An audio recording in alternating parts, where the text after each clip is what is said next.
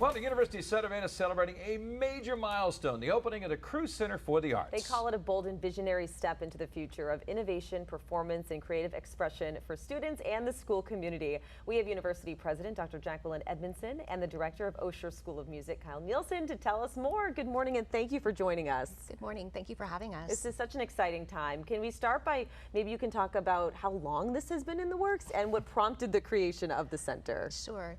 Well, if you talk to Dan Crewe, whose name is on the building, he will tell you that it's been in the works for 30 years. Wow.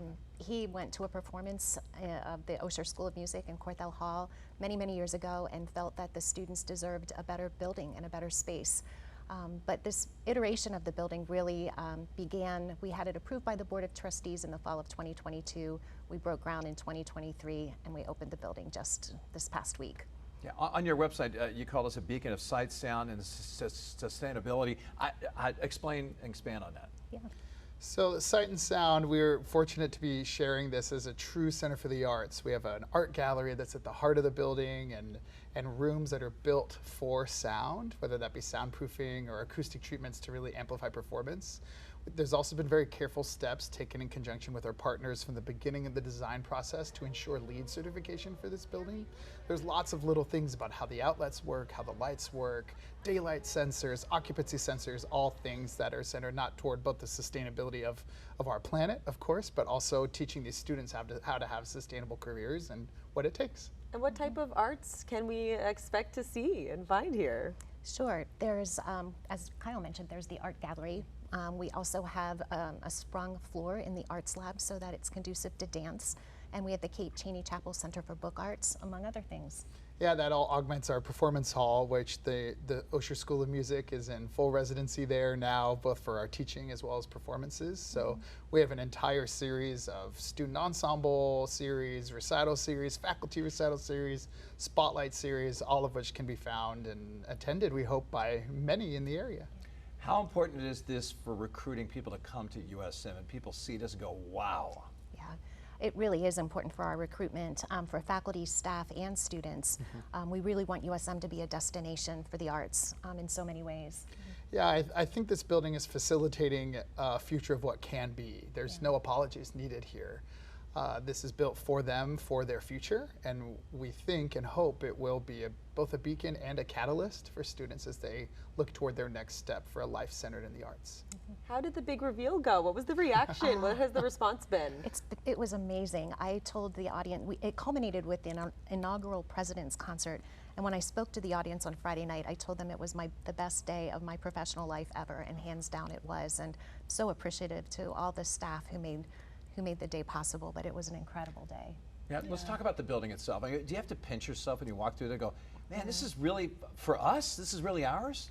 Yeah, for me it's those good reminders of, I walked through there so many times with a hard hat on, having to ask questions about what wasn't right and what was going well, and that process is still ongoing like any new house, I guess, but it's pretty surreal. You have those moments where you look around and realize, wow, we're really part of something special, and this is just a world-class opportunity. So you're also celebrating your status as an all-Steinway institution. Can you elaborate on what that means exactly and why it's so significant? Yes, to be an all-Steinway school, we need to have at least 90% of our pianos be Steinway pianos, and so we have 26 Steinways in the building, and Steinway is really the industry standard. It's the best, and I fully believe that our students deserve the best opportunities to practice and learn with what they'll experience when they go out into the world as musicians. And you can probably say even more about it, but I'm just thrilled that we're an all-Steinway school. For us, it's about accessible excellence. This isn't about a status as much as it's about eliminating roadblocks for access to students. We don't want our students learning habits working around, think of always having a basketball that's flat. They're gonna dribble differently. These students are learning how to play and collaborate on the types of instruments they'll see on the world stages and know how to advocate for that kind of thing going out through wherever they are in Maine. It seems like when it comes to budgets, the first thing that always goes, the arts, music, the band, the chorus, and things like that. How important is it for you guys to see that you're really investing in this, which is, not that this isn't going, the rest of the country isn't seeing things like this. No, I firmly believe that all of our students should have meaningful experiences with the arts and humanities. And so it's not a choice to cut the arts and humanities. Instead, I believe that it really needs to be infused into everything we're doing. And it's been wonderful to see the building open and to know that there are non-music majors in the ensembles. There are non-music majors taking art classes.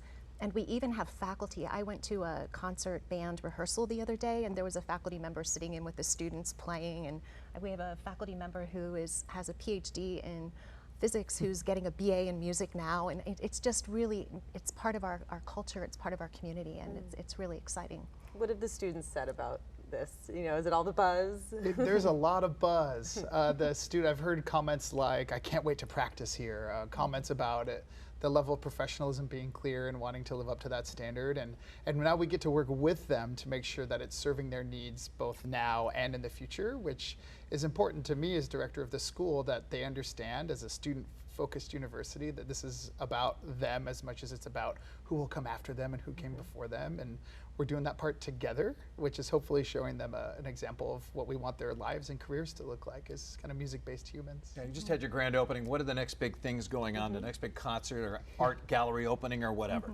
Well, this Thursday is the official gallery opening for the show that's in there today, so we'd invite people to come out for that. Additionally, our faculty recital series starts this Friday with classical guitar and violin, kind of all Caribbean-based music.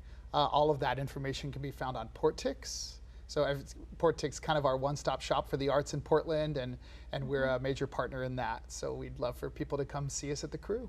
And why would you encourage the public to come check it out too? Oh, at USM, we really want to be part of the arts and culture in Southern Maine, and we, as a public university, I believe firmly that we need to have our doors open for the public. And so I really encourage people to come enjoy what we're offering and experience all different kinds of performances. Yeah, I've seen some musicals with your theater department, some concerts when it comes to the band. Great program too. What a stunning building. Congratulations again. Thank you.